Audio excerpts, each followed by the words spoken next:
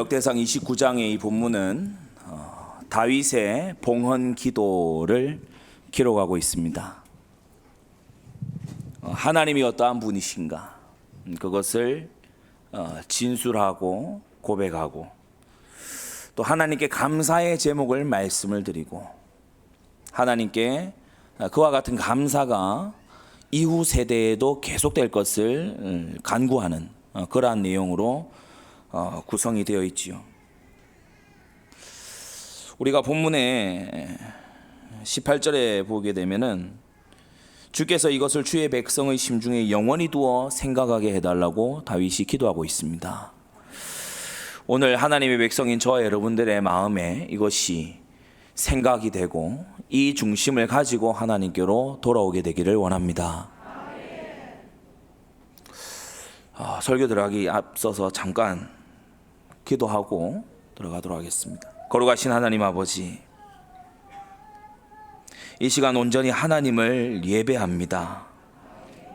우리의 마음이 서로 사람들 사이에 서 있으나 오직 하나님만을 경배하기 원하고 우리가 음악이나 다른 어떤 환경을 예배하는 자가 아니라 오직 하나님께 예배하고 하나님께 화답하는 우리가 되게 하여 주시옵소서. 하나님 아버지, 우리의 마음이 세상을 향해 기울어져 있었던 것이 주님께로 돌아오기를 원합니다. 이 시간 주님께 가까이 나아가는 심령이 하나님께 예배하는 시간 되게 하여 주시옵시고 하나님의 종 다윗이 기도한 그 기도의 응답을 이 시간 우리의 전에 부어 주시옵소서. 강단에 선포되는 말씀에 영적 저항을 가지고 있는 흑암의 생각, 죄에 속한 생각이 있다면 이 시간 꺾어 주시옵소서. 하나님의 신이 충만히 임하는 시간 되게 하여 주시옵시고 우리의 생각과 우리의 아집이 내려놓아지는 시간 되도록 역사해 주시옵소서. 내 수준으로 하나님을 끌어내리지 않게 하여 주시옵소서. 하나님의 높고 위대하심과 크심을 알고 경외하는 우리가 되게 하여 주시옵소서. 하나님 한 분만을 예배하고 하나님 한 분만을 경배하는 이 시간 되도록 우리의 심령을 바로 잡아 주시옵소서. 하나님께만 돌아가야 되는 찬송이, 하나님께만 올려져야 되는 기도가, 하나님께만 화답되어야 될 아멘이 우리 서로를 위한 것이 되지 않도록 주여 우리를 지켜 주시옵소서. 주님 말씀하옵소서. 듣겠습니다. 주님 말씀해 주십시오. 순종하겠습니다. 주님 말씀해 주십시오. 따르기를 원합니다.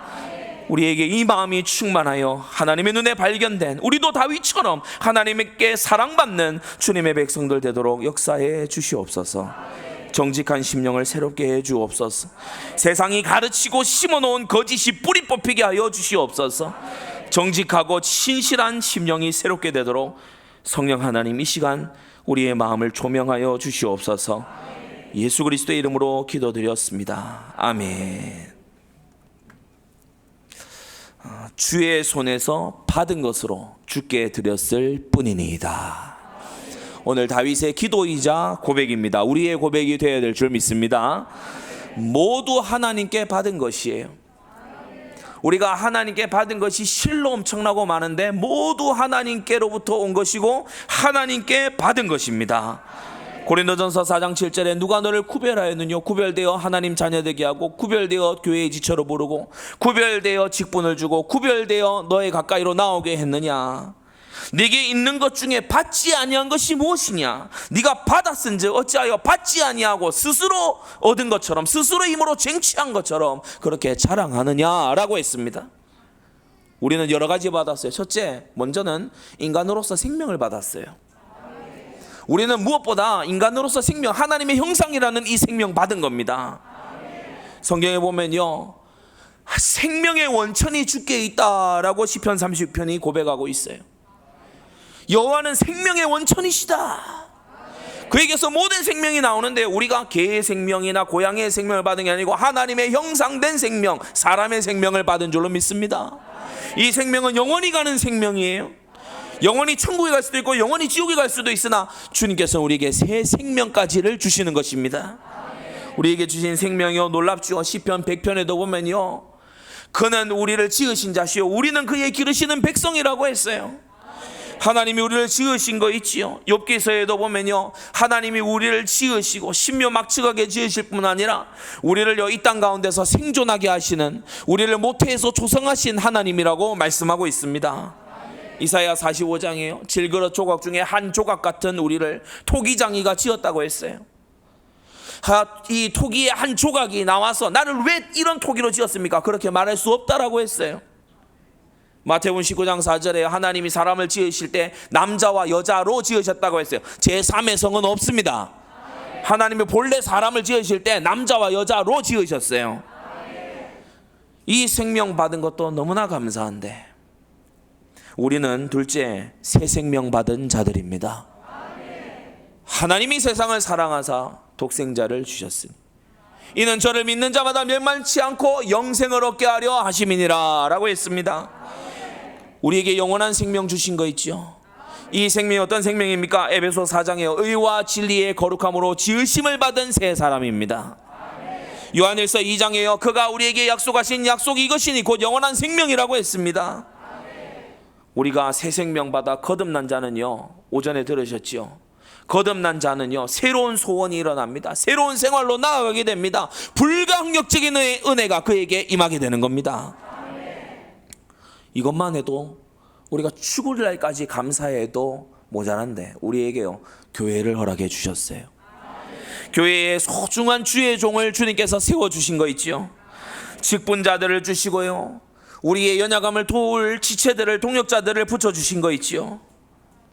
그래서 자기를 위하여 온 양떼를 위하여서 삼가 잘 다스리는 그러한 장로님들을 주시기도 하고요. 우리 장로님들 중에요, 너무 헌신적인 그런 장로님들 많이 계시거든요. 이름을 들려서 막 자기를 드러내지 않지만은요, 숨은 곳에서 한결같이 신실하게 해가는 분들이 계세요. 어제도 구미에서 우리 대학부 세버세 날 그걸 하는데요, 중직자 몇몇 분이 이 헌신하셨더라고요. 이 도와주시고, 맡은 기관이 아닌데도 도와주시고 그렇게 하셨더라고요. 잘한 일이고, 복음 전하는 그 일에 그 재물이 쓰였으니 하나님께 얼마나 좋은 씨앗이 뿌려졌겠습니까? 그래서 직분자들을 하나님이 주신 거 있죠. 에베소 4장에요, 목사와 교사를 주신 이유가 뭐냐 하면은 봉사의 일을 하게 하고 그리스도의 몸을 세우려 하심이다 라고 했어요. 우리에게 교회를 주셨고 또 우리에게 가정을 주셨어요. 결혼하여 자녀를 두게 하셨어요. 건강함을 주신 거 있지요. 소유를 주신 거 있지요. 직업을 주신 거 있지요. 배경을 주시고 나를 위해서 참 이 쓰리쓴 조언도 아끼지 않을 친구를 주신 거 있지요. 성도 여러분, 하나님께서 주신 것에 감사하십시오. 하나님께서 주신 것에 불평하지 말고 감사해야 돼요. 때때로 어떤 경우를 보면요, 가정이 이렇게 불우한 그런 속에 이 경험한 그런 분들이 있어요. 그런데 그런 분들이 때때로 개인의 건강은 되게 건강한 경우가 있어요. 그러니까 하나님께서 가정의 화목 이런 것은 좀 덜 주셨어도 이 개인적인 어떤 건강과 이런 거는요, 또 뭐 더 주신 거예요.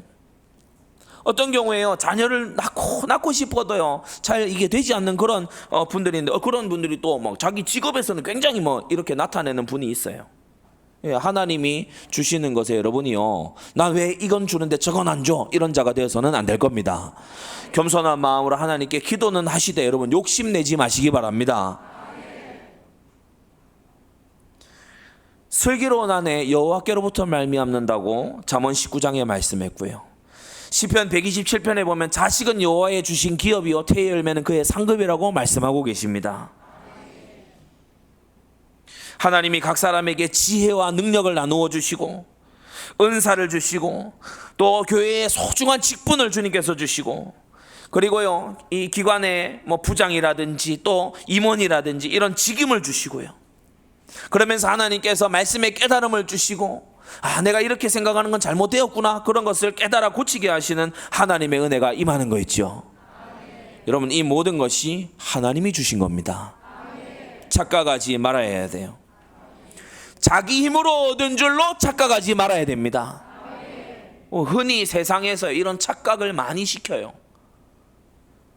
어려서부터 내가 노력해가지고 시험 쳐서 점수 받아서 그걸 12년 동안 반복을 해버리니까 착각해요.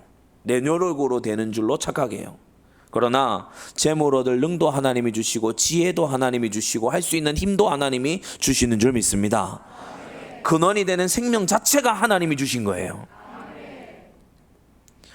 둘째, 착각하지 말아야 됩니다. 죄와 욕심에, 내 야심에 마구 써도 되는 줄로 착각하지 말아야 됩니다. 하나님이 주신 것을요, 선용할 줄 알아야 돼요. 어떤 사람의 또는 전체의 신뢰를 한 몸에 받는다고 하는 건 좋은 일이나 한편으로 굉장히 책임이 막중한 일이죠. 여러분이 세상에 나가서 일을 하실 때에 여러분에게 일을 믿고 맡기는 그런 경우에요, 여러분이 최선을 다하셔야 됩니다.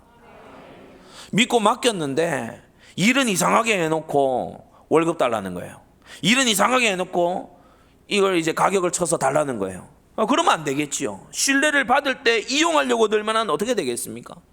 하나님 주신 재물을 가지고요, 쾌락만 쫓아서요, 쓰고 있고 돌아다니고 또요, 이 범죄에 속하는 그런 일이나 하고 흥청망청 그렇게 살면 어떻게 되겠습니까?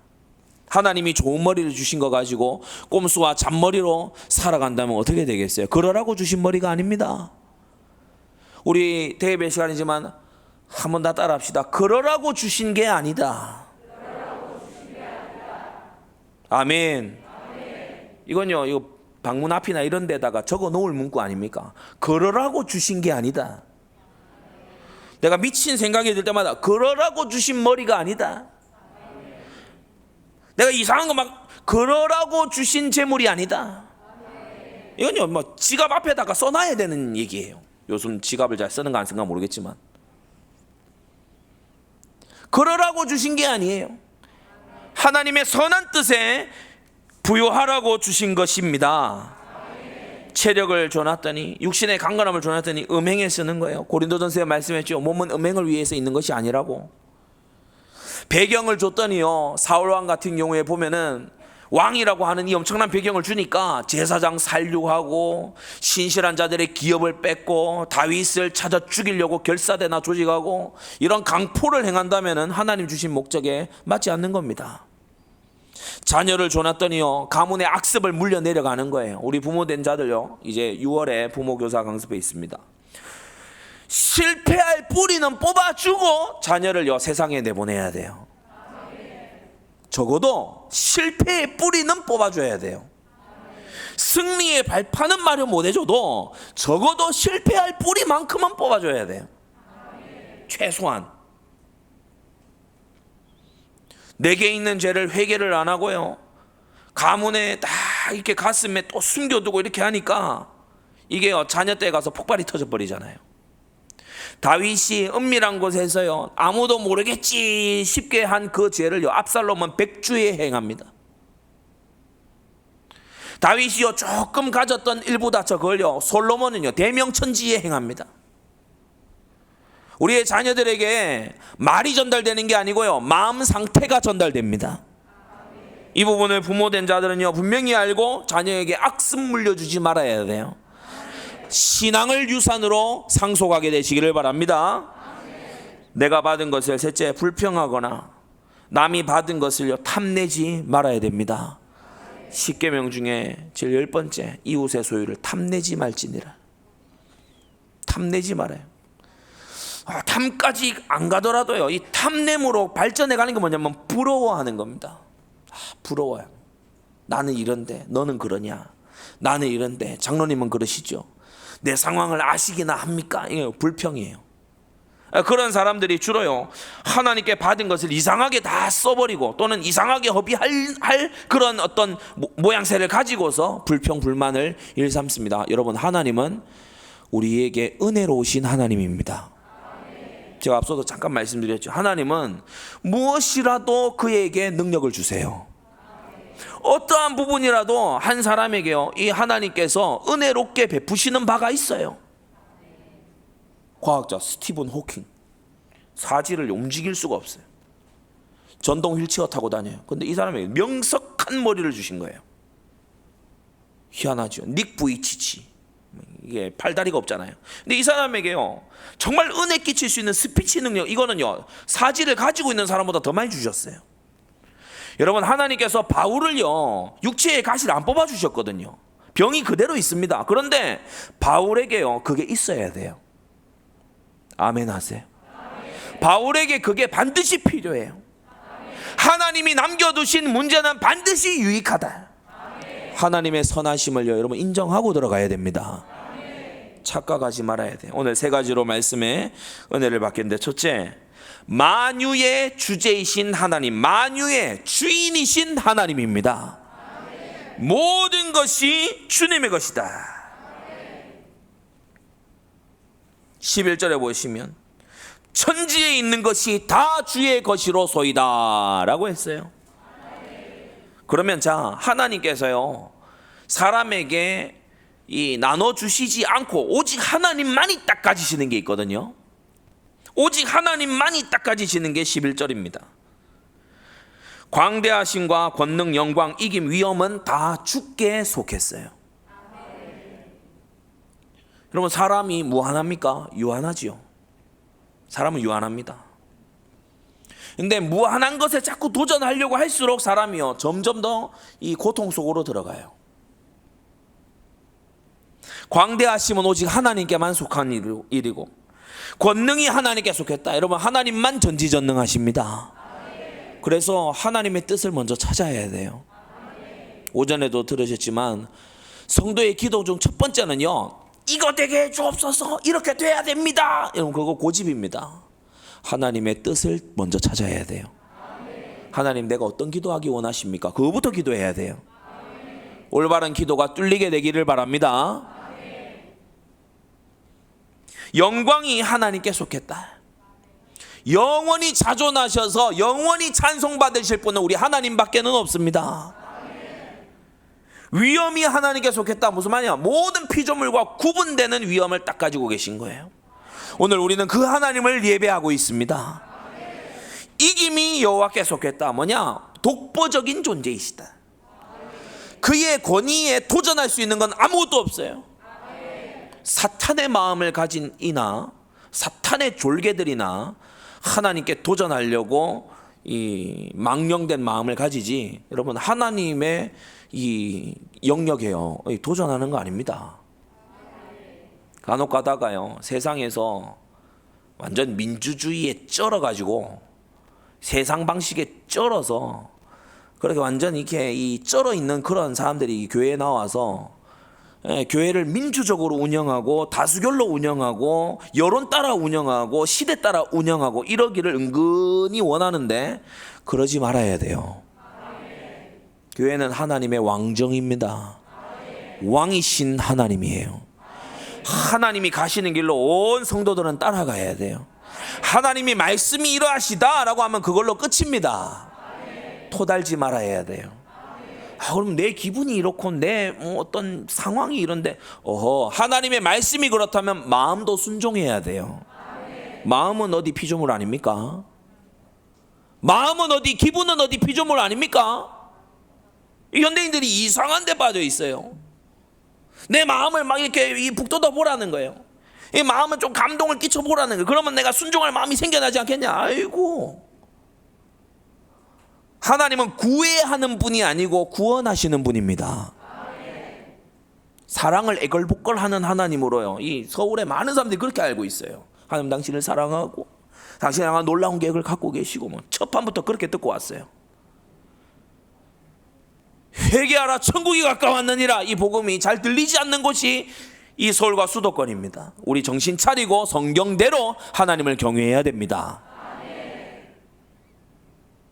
하나님은 만유를 그의 손에 가지고 계신다.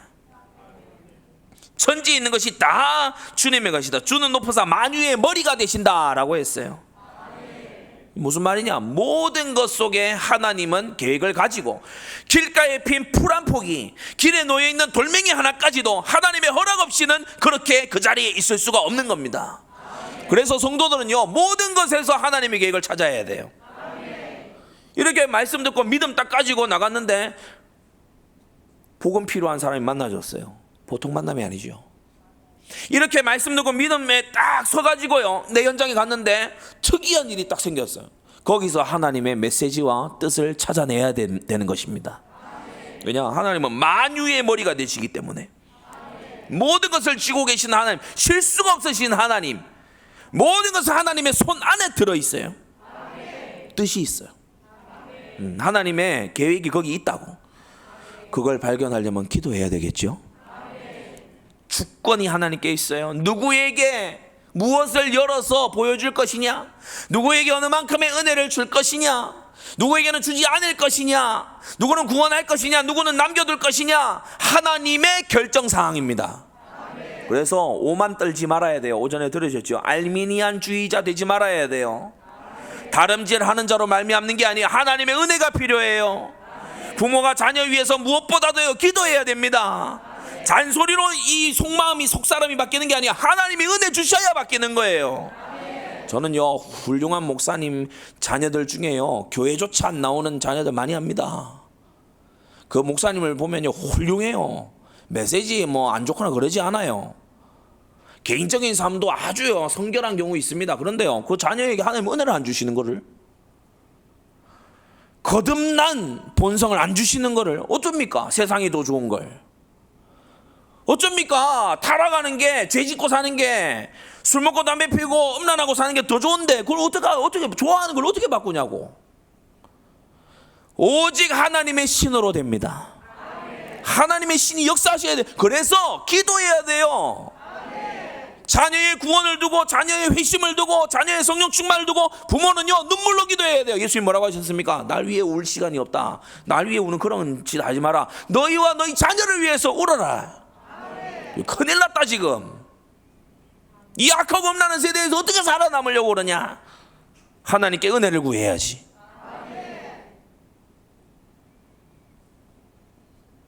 로마서 11장에요, 누가 주께 먼저 드려서 갚으심을 받겠느냐. 모든 지상의 인본주의자들이 들어야 되는 말입니다. 우리가 인본주의에 속해 있다면 우리가 들어야 되는 말입니다. 하나님과 거래하려는 생각 버리세요. 하나님께 내가 이만큼 드렸으니까 뭔가 주시겠지, 이런 생각 내려놓으세요. 만물이 주에게서 나오고 주로 말미암고 주에게로 돌아간다고 했습니다. 그래서 영광은 오직 하나님께만 세세무궁토록 돌려져야 되는 겁니다. 복음 받고 처음 교회에 딱 나올 때요, 이게 해결이 안 돼 있는 상태에서, 이게 결정이, 생각 정리가 안 돼 있는 상태에서 교회 생활을 오래 하니까 갈등이 심한 거예요. 나의 보좌에서 내려와야 돼요. 나의 주권자 자리에서 내려와야 돼요. 내가 내 삶의 왕이 되면 안 된단 말입니다. 내가 결정하고, 내가 선택하고, 내 생각에 보기에 맞고, 내가 볼 때 옳고, 내가 보기에 좋고, 내가 보기에 지혜롭게 할 만큼 탐스럽고, 그 자리에서 내려와야 돼요. 오늘 우리 이 말씀 듣는 모든 성도들이 나의 왕의 자리에서 내려오게 되기를 바랍니다. 그 자리를 하나님께 올려드려야 된다. 그 자리에 나의 주 예수님께서 앉으셔야만 된다. 난 예수님이 결정하신 건 나는요, 심부름하는 거예요. 난 예수님이 결정하신 건 나는요, 따라가는 거예요.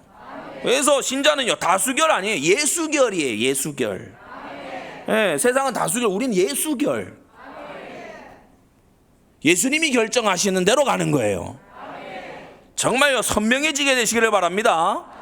누가 어떤 얘기를 해요, 그러면요, 우리 성도 하나님 사람들은요, 딱 생각해야 돼요. 성경은 뭐라고 하더냐, 강단은 뭐라고 했냐, 주님은 뭐라고 하셨냐. 그게 제자입니다.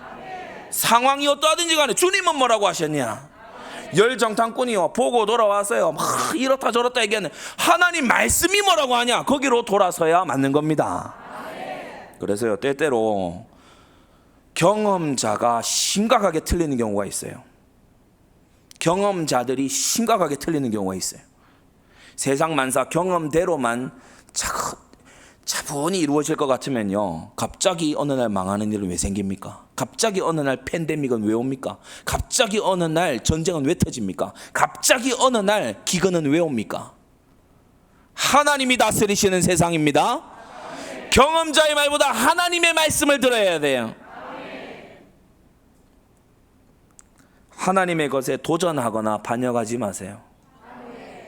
선악의 기준이 하나님이신데 선악을 알고 내가 판단하는, 내가 심판자 자리에 서겠다. 그게 창세기 3장이었어요. 창세기 6장은 뭡니까? 하나님의 거룩에요. 육체의 정욕을 가지고 도전한 거예요. 하나님은 한 남자 한 여자를 이렇게 하셨는데 눈에 보기에 좋은 자마다 아내 삼고 남편 삼고 재혼, 삼혼, 사혼 계속 하는 이러한 음란한 세대. 창세기 6장. 그게 뭡니까? 하나님의 형상을 마구 훼손하는 그런 짓이죠. 바벨탑이 뭡니까? 흩어짐을 면하고 대를 꼭대기에 닿게 하자, 하늘 꼭대기에 닿게 하자. 하나님의 위엄에 도전하는 거였어요. 이때마다 인류는 심판을 맞이했고 하나님의 큰 진노 아래에서요 돌이킬 수 없는 그런 이 재앙을 경험하게 된 거예요. 우리의 인생이요 선악과에 들어가고 네피림에 들어가고 바벨탑에 들어가면 끝장나는 겁니다. 우리 정말 여기에서부터 그리스도 예수 안으로 도망쳐야 될 줄로 믿습니다. 둘째로 이제 하나님께만 속해 있는 걸 방금 말씀드렸고, 두 번째로 하나님께로 말미암는 게 있어요. 하나님께서 주시는 게 있어요. 그게 12절입니다. 주께로 말미암는 것, 하나님께서 각 사람에게 나누어 주시는 것, 그게 부와 귀, 권세와 능력, 크게 하고 강하게 하심, 이게 하나님께서 두루 나누어 주시는 거예요. 참 오묘한 말씀이죠. 세상에는 귀한 부요도 있습니다. 자신의 일에 성실하게 임하고 많은 사람에게 유익을 끼치고 돈을 벌 때에 감사합니다 인사 받으면서 돈을 버는 그러한 귀한 일이 있는가 하면 세상엔 천한 부요도 있어요. 음지에서 막 불법적인 일을 하면서, 그러면서요 사람을 치고 빼앗고 사기치고 억울하게 하고 피눈물 흘리게 해서 쌓은 그런 경제로 부요에 이르는 자도 있습니다. 하나님이 부는 주셨을지 몰라도 귀는 안 주신 거죠. 우리 성도들은 귀한 부요 가운데로 나아가야 돼요. 귀한 가난도 있어요. 요셉의 가난, 다윗의 가난, 포로로 잡혀간 다니엘의 가난, 귀한 가난이에요. 하나님을 바라보는 가난이에요. 하나님이 주신 좋은 가난인 거예요. 그러나 천한 가난도 있어요. 징계받아가지고 재물을 하나님 주시기에 너무 부적격자라서 손에 실오라기 하나도 남지 아니하고 전부 다 흩어야 되는 그러한 상태.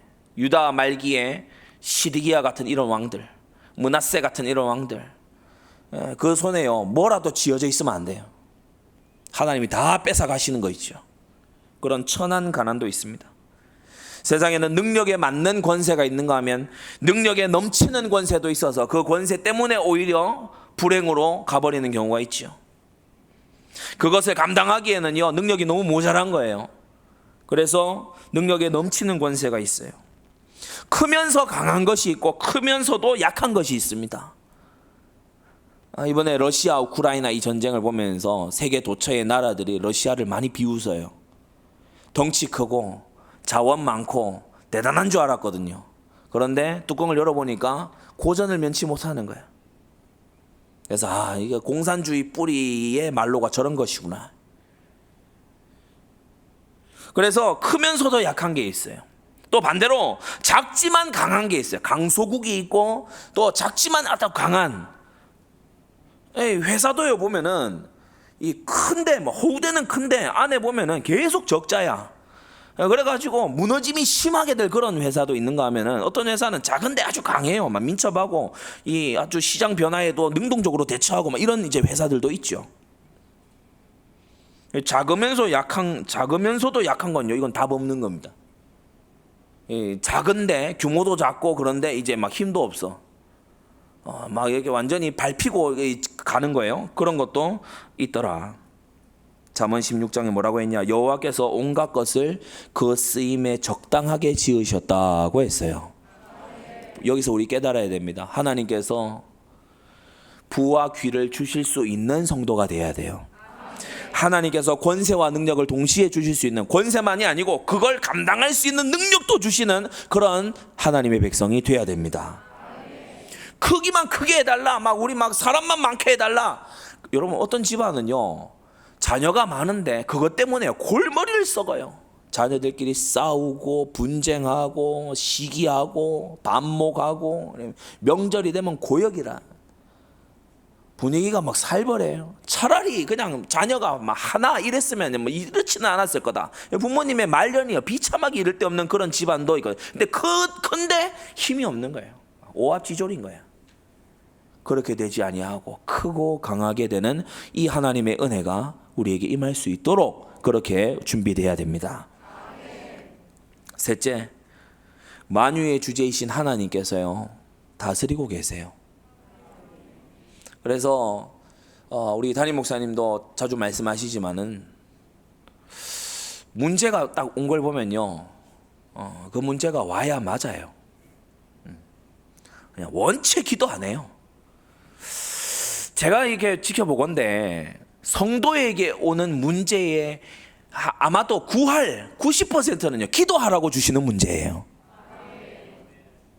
그 외에 한 10%는 특수한 어떤 다른 목적이 이제 이 인생 여정을 보게 되면은 답을 줄 수 있는 게 있거든요. 그런데 거의 10의 9은요 좀 기도 좀 하라고, 하나님 앞에 부르짖어 보라고, 하나님을 좀 의지하고 살으라고 주시는 문제입니다.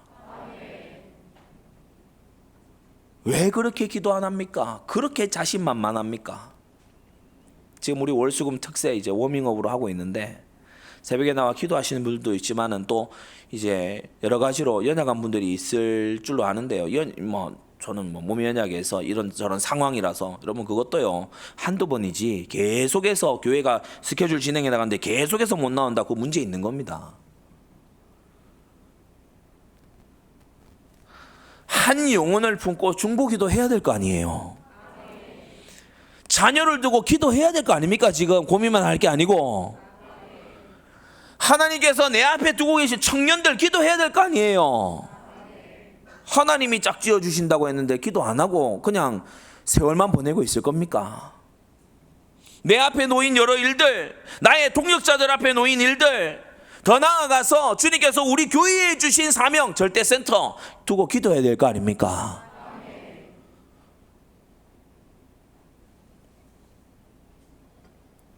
기도 안 하는 사람요 기도에 열심을 내, 기도에 항상 힘쓰고 그랬잖아요. 골로새서에 기도에 항상 힘쓰고 그랬잖아요. 주님의 말씀인데 기도에 항상 힘쓰지 않는 사람은 누가 뭐라고 얘기를 해도 교만한 사람입니다. 틀린 말 아니죠?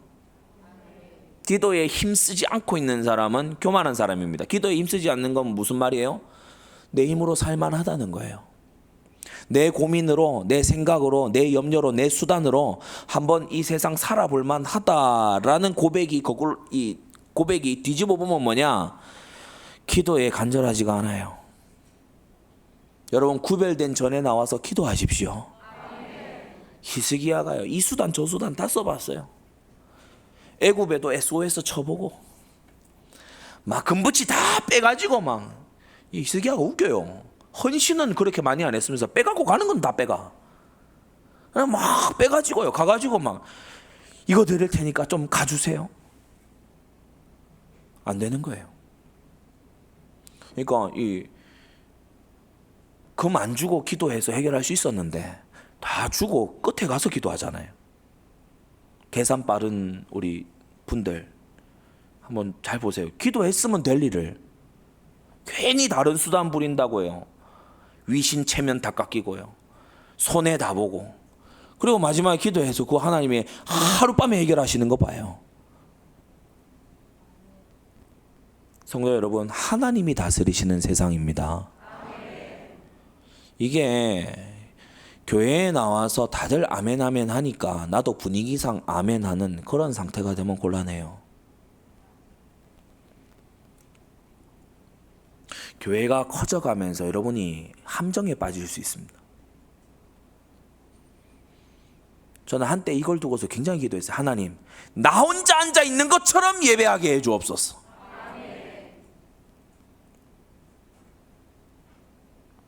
실제 저는 개척 때 저 혼자 앉아 있는 그런 경우, 유년부 모임한다 모였는데 나 혼자예요. 제가 뭐 가서 전도해야지 뭐. 없는데 뭐. 구미 문화예술회관 거기 가면은 막 우리 초기에 성도님들 뭐 대단해요. 막 등덤입니다. 저보다 형들이 막 있는데 뭐 거기 막 농구장 뭐 축구장 이런 데도 그렇고 문화예술회관 그 골목도 그렇고 막 등떠 밀어요. 가가지고 뭐 복음 전하라고 등떠 밀어요. 그럼 가가지고 드들려 가가지고 이제 복음 전합니다. 금호공대 저 아직도 잊혀지지 않아요. 초등학교 2학년 때인가 금호공대 전도를 갔어요. 대학교 초등학교 2학년짜리 갔어요. 보통 요즘 같으면 어떻게 합니까? 야 하는 거 잘 봐, 잘 따라다녀, 길 잃어버릴라 이렇게 하지요. 강의실에 집어넣고 문 닫아요. 시커먼 공대생 형아들이 막 앉아 있는 거예요. 제가 교단 위로 딱 올라갔어요. 내려오라 하더라고요. 예수님 믿어야 됩니다. 아마 그 방에 있는 대학생 형들이 다 들었을 거예요. 그래도 꽤나 큰 목소리로 얘기했기 때문에 예수님 믿어야 됩니다. 내려오라 하더라고요. 앞에 있는 형에게 예수님 믿습니까? 나 교회 다닌다. 교회에서 배웠잖아요. 아니 교회 다니는 거 말고 예수님 믿냐고.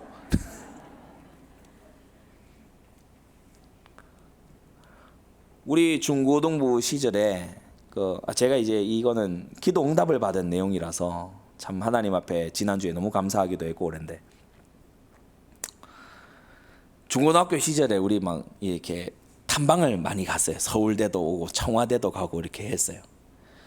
서울대에 이제 교수 연구실 이런 데 있잖아요. 요즘은 뭐 보안이 많이 돼 있어서 못 들어가지만 교수 연구실에 우리 박경영 형제 저보다 이제 고등학교 1년 선배거든요. 우리 포항 지교에 섬기고 지금 구미 이제 와 있는 우리 박경영 형제 아마 지금 예배 같이 말씀 듣고 있을 텐데 같이 기도했고 같이 응답을 본 거니까 내 얘기를 합니다.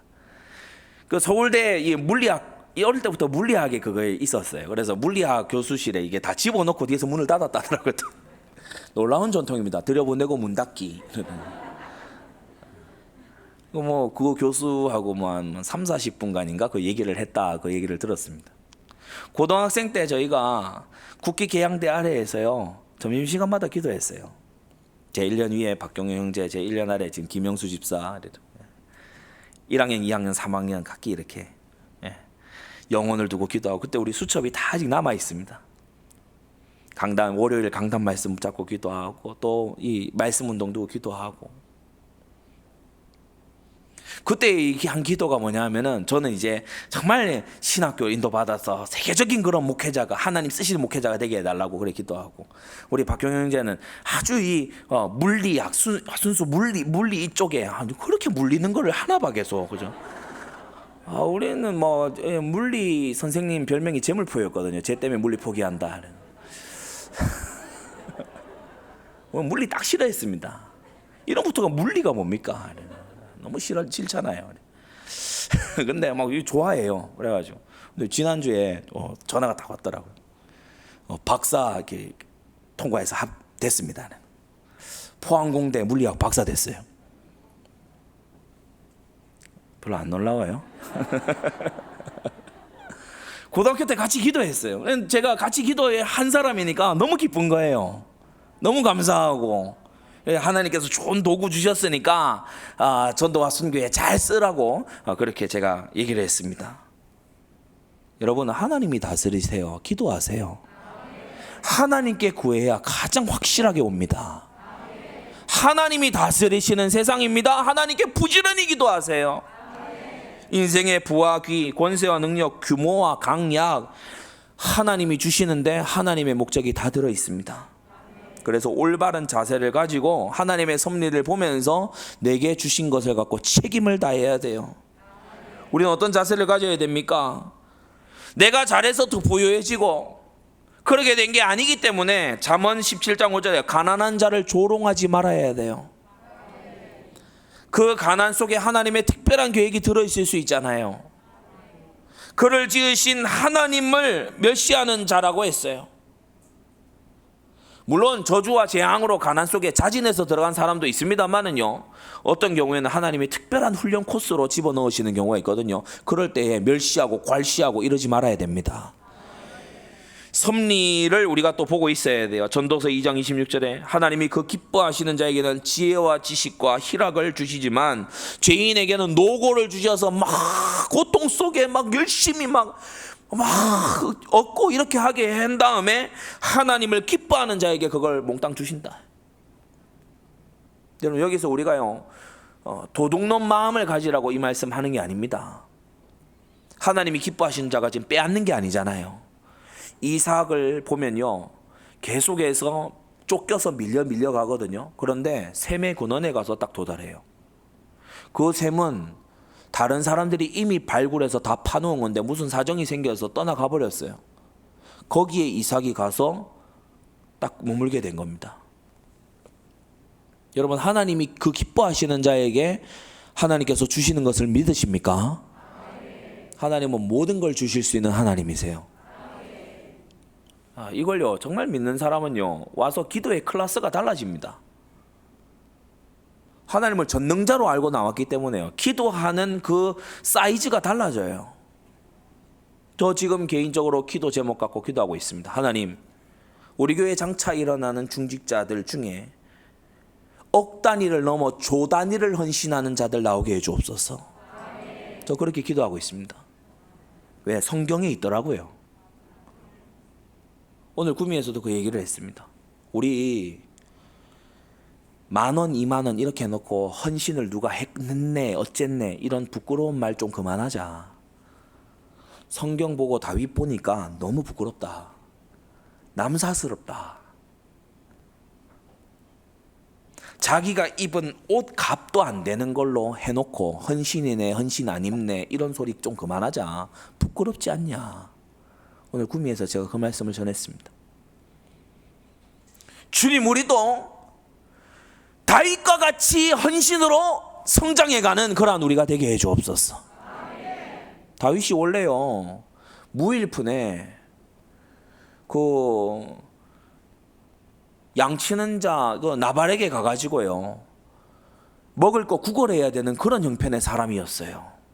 떡덩이 좀 달라. 제사장이 그 내려서 안 먹는 다 식어 빠진 그 떡을 좀 남은 거 있으면 달라. 그랬던 다윗이었어요. 그런데 이따가 나옵니다만은요, 223조 원 헌신합니다. 그것만이 아니라 붙여서 더 합니다. 다윗이 가난의 어려움을 모르는 사람입니까? 다윗은 가난이나 부여보다 하나님을 중요하게 생각한 사람입니다. 여러분, 정말요, 마음이 고쳐져서 하나님이 다윗을 찾아내신 것처럼 여러분을 찾아내게 되는 그런 은혜가 있게 되기를 바랍니다. 우린 책임을 다해야 돼요. 오늘 너무 중요한 말씀이죠. 누가복음 12장 48절에요. 물은 많이 받은 자에게는 많이 찾을 것이요, 많이 맡은 자에게 많이 달라 할 것이라고 하셨습니다. 하나님이 많이 준 자가 있어요. 적게 준 분들도 계시지만 하나님이 많이 준 자들이 있어요.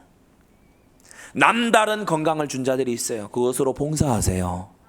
남다른 지혜를 준 자가 있어요. 그걸로 잔머리 굴리지 말고 하나님 앞에 신실하세요. 남다른 재력을 주신 자가 있어요. 하나님 앞에 부유한 자 되시기를 바랍니다. 그래서 책임을 다해야 돼요. 선한 청지기로 책임을 다해야 되는 것입니다. 그럼 두 번째, 이 다윗이 기도 속에 고백이 나오지요. 주의 손에서 받은 것으로 주께 드렸을 뿐이다. 이게 얼마나 정직한 고백입니까? 우리가 기도할 때, 우리가 헌금할 때 정말 이 고백이 우리의 고백으로 나와야 됩니다. 주의 손에서 받은 것으로 라고 했어요. 다윗이 언제 주의 손으로 하나님의 사이즈로 언제 받았습니까? 시대적인 사명을 결심한 이후부터 쏟아져 들어오기 시작했어요. 오늘 여러분 중요한 지혜를 얻으시기 바랍니다. 시대적인 사명을 나의 사명으로 결심한 이후부터 이유 있는 힘이 들어오기 시작했어요. 사무엘하 7장 2절에 볼지어다 나는 백향목궁에 거하거늘 하나님에게는 휘장 가운데 있도다. 이를 어떻게 해야 되겠냐? 이 사태를 어떻게 해야 되겠냐? 하나님에게를 저 휘장 가운데 바람 부는 텐트 안에 놔두고 내가 궁에 거할 수 있겠느냐?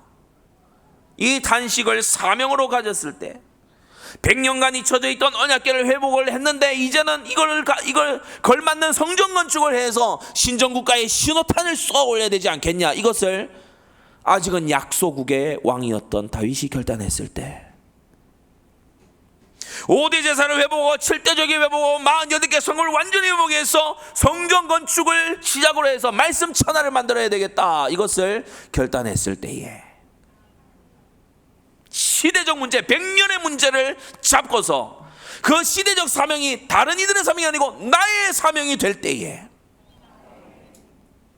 다윗에게요 남다른 이유 있는, 목적 있는, 하나님의 뜻 있는 축복이 쏟아져 들어오는 거예요.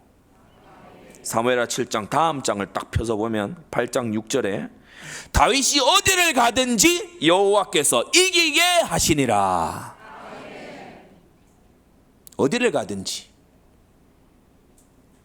그 어떤 대적을 만나도 다쳐서 이기는 거예요. 그런데 자, 이 과정 속에서도 보면 다윗이 신실합니다. 다윗이요 이 고백대로, 이 마음의 소원 딱 품은 대로요 그 과정에서도 신실한 걸 볼 수 있어요. 7절에서 14절을 쭉 보게 되면요 전리품으로 금방패를 얻습니다. 매우 많은 놋을 얻습니다. 은그릇, 금그릇, 녹그릇 모든 나라에서 얻은 은금을요 그때마다 여호와께 드린 것을 볼 수 있어요. 물론 모아서 할 것도 모아서 했지만 바로 쓸 수 있는 은그릇, 금그릇 이런 것은요 바로바로 주의 전에 드린 것을 말씀하고 있습니다. 이때에 점점 다윗의 집은 강성해져 가고요 다윗의 용사들이 그야말로 하늘이 내린 용사들로 강성한 자들이 일어나고요. 여러분, 나라는 살려고 하면요 걸출한 지도자와 걸출한 지도자의 일꾼들이 나오면 나라는 삽시간에 일어납니다. 가문도 마찬가지예요. 요셉 한 명 딱 일어나니까 야곱 가문이 막 왕족처럼 일어나 버리잖아요.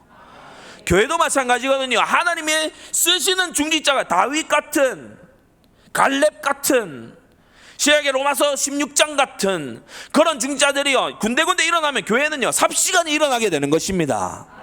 제가 말씀드렸잖아요. 우리 일천지교의 이 비전 이루어 나가야 되기 때문에요 여러분이 이 여러 가지 번거로운 그런 것이 있더라도 믿음 안에서 부자가 되어 주셔야 되겠다고.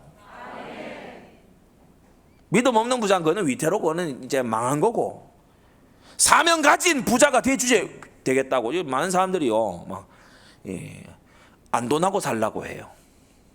그리고 막 이렇게 사업 잘하는 분들이 확장 안 한다면서요. 그러니까 파업이 있는가 하면 태업도 있거든요. 일하는 사람들은 파업하고 막 우리 안 한다 그렇게 하지만 이 사업가들은요 일을 태만하게 하고 안 키우려고 합니다. 왜? 키워봐야 뭐 크게 그렇게 되는 게 없으니까. 근데 주님은 생육 번성 충만하라고 하셨잖아요. 그래서 일천지교회 때문에, 신정국가 때문에 우리 중직자들은 복 받아야 될 이유가 있다. 마음을 고쳐 먹으세요. 번거로운 일 피해 가려고 하지 말고, 복잡한 일 안 하려고 하지 말고, 뛰어들어서 하나님의 일에 충성되게 많이 드릴 생각을 해야 됩니다. 다윗의 용사들은 강력하게 일어나고요 전쟁은 계속되고 있는 중이죠. 강한 용사들이요 전쟁을 경험하면서 더 강해지는 거예요. 강력한 용사들이 계속 일어나요. 막 30용사, 300용사 막 이런 이들이요 막 일어나요. 다윗 곁에 다윗을 뭐 능가하는 이런 장수들이요 막 맹장들이 일어나는 거예요. 그래서 한 사람이 나가서 막 800명 때려 죽이고 막 이런 사람들이 막 일어나는 거예요. 다윗 주변에 막 꽉 찼어 아주. 그러니까요 이런 사람들이 가서 나라를 격파하고 왕들을 잡아오고 막 이런 일들이 벌어지는 겁니다. 이 다윗의 왕국은 부강하고요 아주 인재와 인물들이 걸출하게 넘쳐나는데 주변에는 하나님이 그런 거 안 주시잖아요. 그러니까 삽시간에 주변국들을 제압을 해 나가는 겁니다. 그야말로 쓸어버리는 거예요. 언제부터? 다윗이 시대적 사명을 나의 사명으로 결심한 그날부터. 성전 건축 시작하고서 온 복이 아닙니다. 지금 시대적 사명을 나의 탄식으로, 나의 사명으로 붙잡은 그날부터 그것을 주의 종 나단에게 고백을 했지요. 주의 종이 야, 좋은 일이니까 해라. 근데 그날 밤에 지침이 바뀌었어요. 네가 하는 게 아니고 네 아들이 한다. 너는 못해. 보통 성도들 이런 경우 되면요, 실망합니다. 실망해요. 난 그런 마음을 품었는데 하지 말라 하니까 힘 빠진다. 맥이 탁 빠진다. 나는 안 쓰실 건가 보다. 하나님이 나를 안 쓰시나 보네. 딴 교회 알아봐야 되나? 나단 교회 말고 딴 교회 알아봐야 되나? 요런 생각할 수 있어요. 다윗은 내가 무엇이라고 하나님이 나를 알아주십니까? 주님께서 나를 좋게 봐주시고 내 가문에 복을 주겠다고 하시고 내 집을 세워주겠다고 하시니 이 다윗이 무엇이기에? 여러분 사무엘하 7장이에요. 너무 참 눈물 나는 이 고백이잖아요. 주님 앞에 이 다윗이 뭡니까? 지금 왕이거든요. 주 앞에 다윗은 무엇입니까? 다윗이 말합니다. 주 앞에서 나라는 게 뭡니까? 주님께서 내 집을 세워주겠다고, 내가 주님의 집을 세우겠다고 했지만 주님은 거절하시고 주님이 내 집을 세워주겠다고 하시니 나 다윗이 이로써 구할 마음이 생겼습니다. 주님 말씀하신 대로 이루시옵소서. 그날 이후로, 그날부터 다윗이 어디를 가든지 다 이기는 거예요. 다윗의 치세 동안에요, 이 역사를 살펴봐도요, 기원전 1010년부터 970년 이 사이에 이 역사가들이요 의문이라고 얘기합니다. 그 미스테리라고 얘기해요. 이거 뭐 도리아인의 침입이냐 막 이런 어떤 사학계의 의견이 분분합니다. 왜냐? 그 전까지 강성했던 헬라의 왕국들, 그 아수르의 세력들, 그리고 갈대아의 이 세력들이요, 요 시기에요 다들 막 이 맥이 빠져가지고요 이 나라가 다 흐물흐물해져요. 나라가 흐물흐물해지는 건요, 바보 같은 지도자 한 명만 나오면 나라 흐물흐물해집니다. 뭐 힘없는 이 자녀들이 막 태어나면요, 그때 나라 흐물흐물해지는 거예요. 주변에요 그 어떤 국가도 강대국으로 일어나지를 않아. 오직 다윗의 왕국만요 막 완전히 독보적으로 일어나서 흥왕해서 일어난 거죠. 하나님의 다스림심입니다. 하나님이 통치하시는 세상입니다. 그래서 주 앞에서 순전하고 하나님께 나의 시대적 사명을 딱 고백하는 그날부터, 특히 주의 종에게 고백하는 딱 그날부터요 바뀌어요. 판도는 새로워져요. 모든 것이 새로워져요. 근동의 약소국에 불과했던 이제 헤브론에서 갓 예루살렘으로 옮겨온 왕의 기반도 엄청나게 약한 이 다윗의 이 왕국이요, 삽시간에 오리엔트 전체 지역을, 근동 전체 지역을 압도하는 나라로 일어서 버립니다. 하나님이 다스리십니다.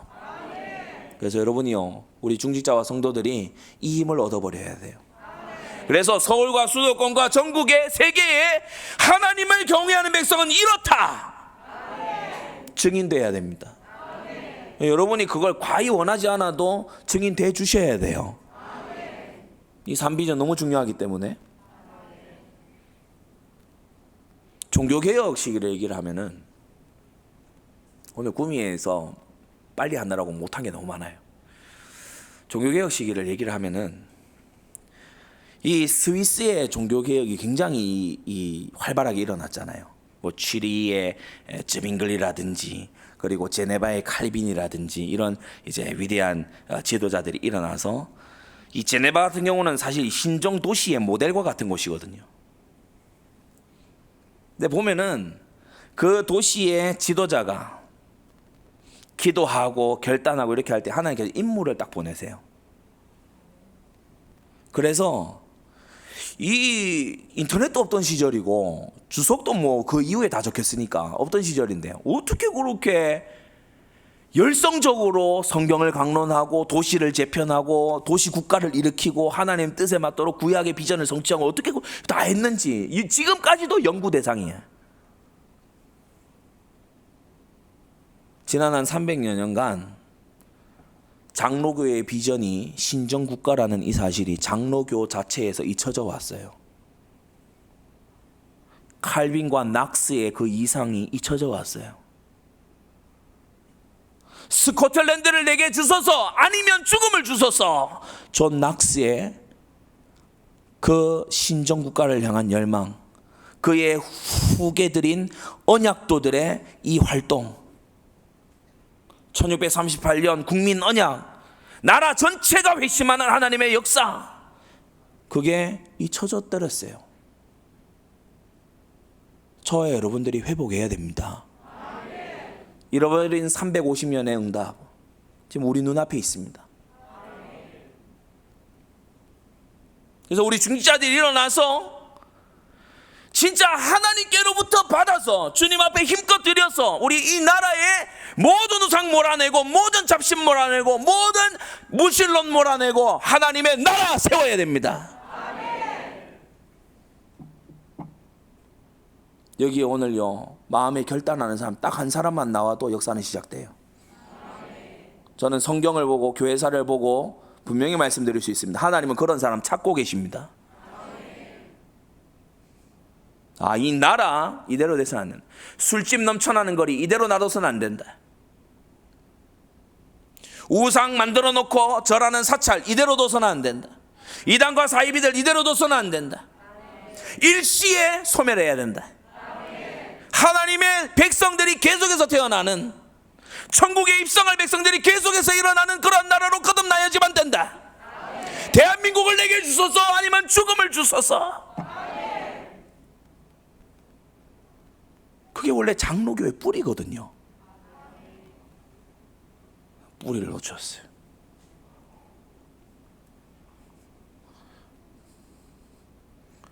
그래서 엘리 때에 잃어버린, 이제는 잊혀져 있는, 어디 있는지도 모르는 저 휘장에 어디 자리에 있겠지, 어디 있다 그래 몰라, 그 언약궤를 다윗이 들고 와서 하나님께 기도한 겁니다.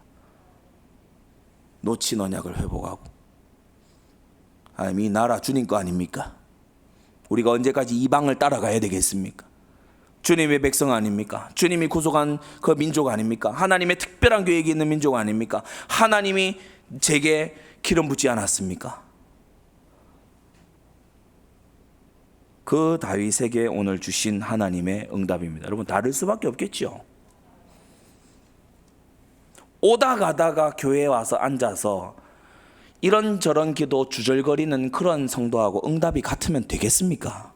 같을 수가 없는 겁니다. 여러분, 하나님이 주시면 아무도 막을 자가 없다. 하나님이 주신다는데, 하나님께서 주겠다는데 누가 막을 겁니까?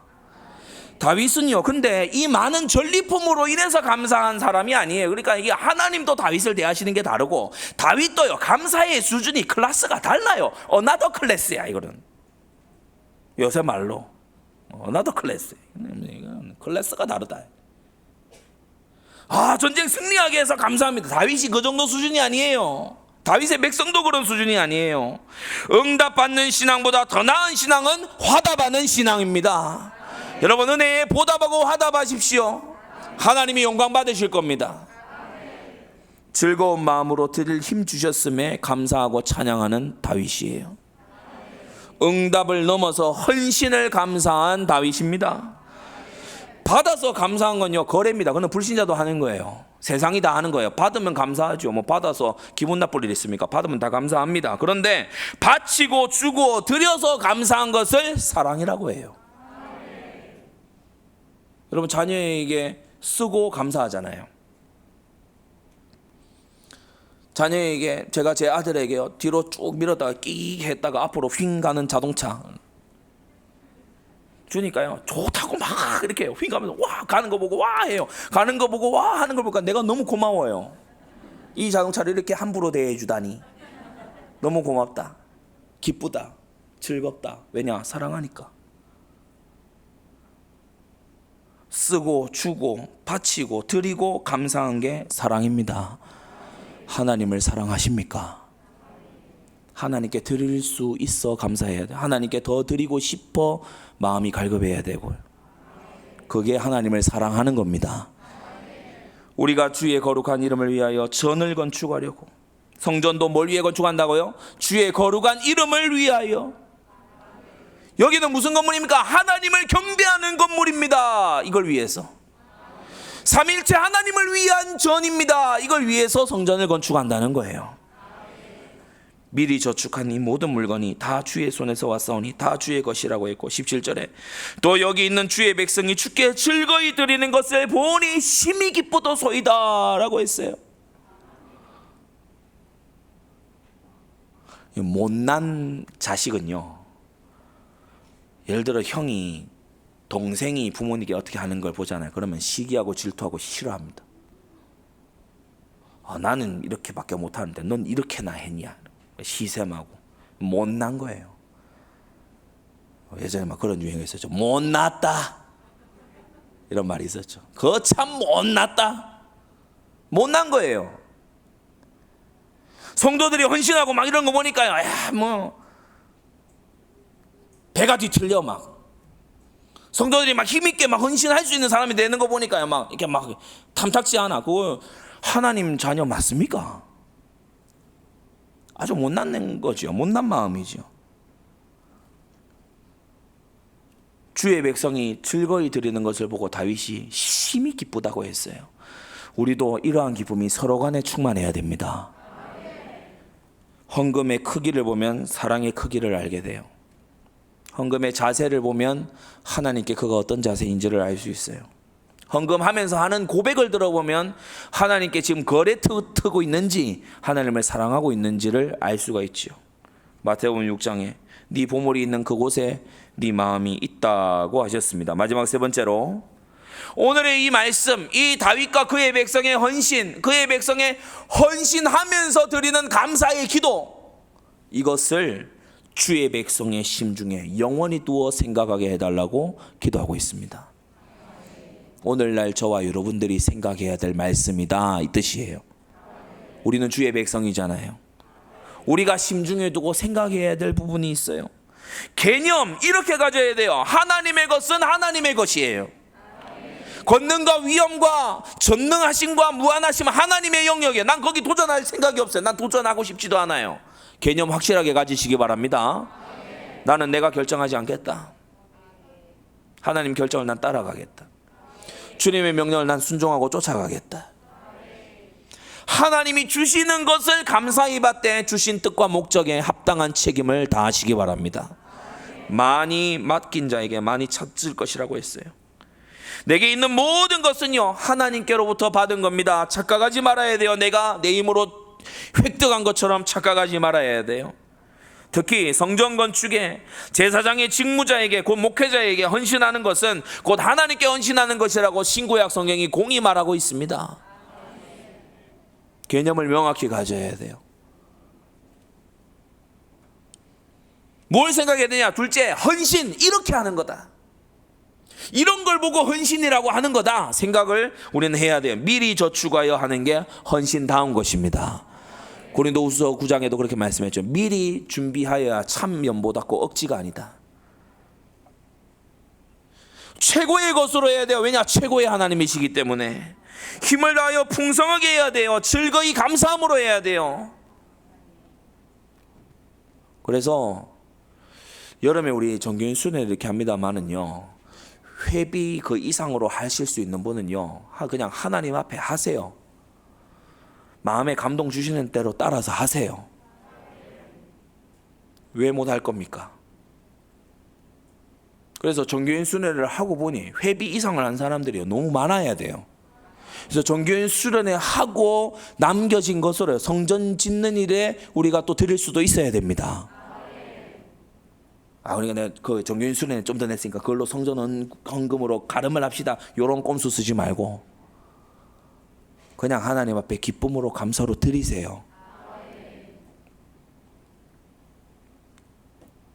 다윗은 왕으로서 금 10만 달란트를 헌신했죠. 그 외에 은 100만 달란트를 헌신했어요. 약 223조 원, 31조 원입니다.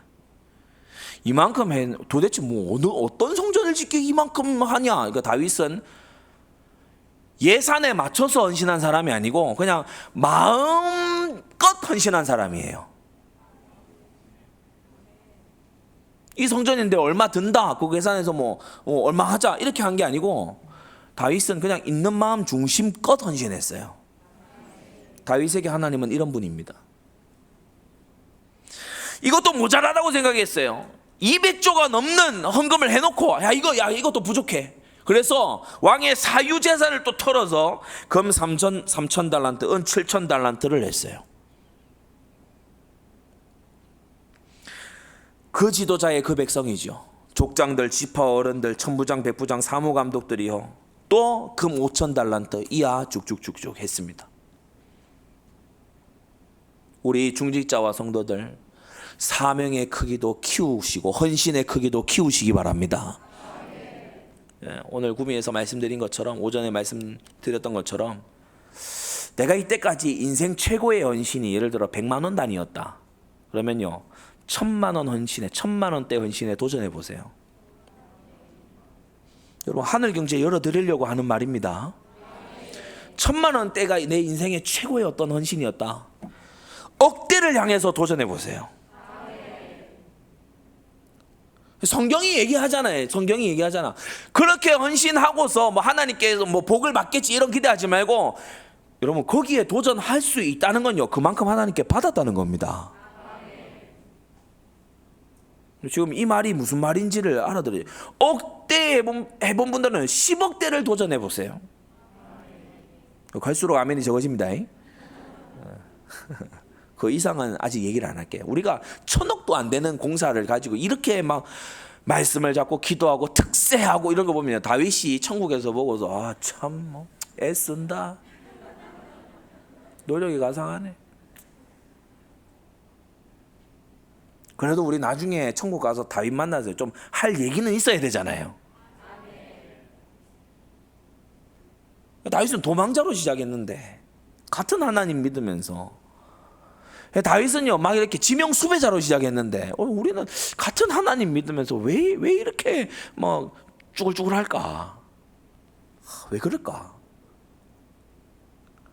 저와 여러분들이요 마음에 심중에 두고 지금 생각해야 되는 말씀입니다. 이 말씀이 여러분 18절 심중에 두어 생각하게 하옵시고,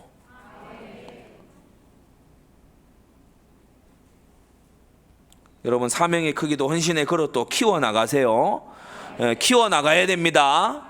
이 새로운 헌신에 더 큰 그릇으로 도전해 나가셔야 돼요. 이게 믿음의 경주입니다. 셋째, 감사. 어디에 하는 거냐? 응답받아 감사하는 거, 하나님 주신 것에 감사하는 건, 그것은 어린아이 신앙이라고 했죠.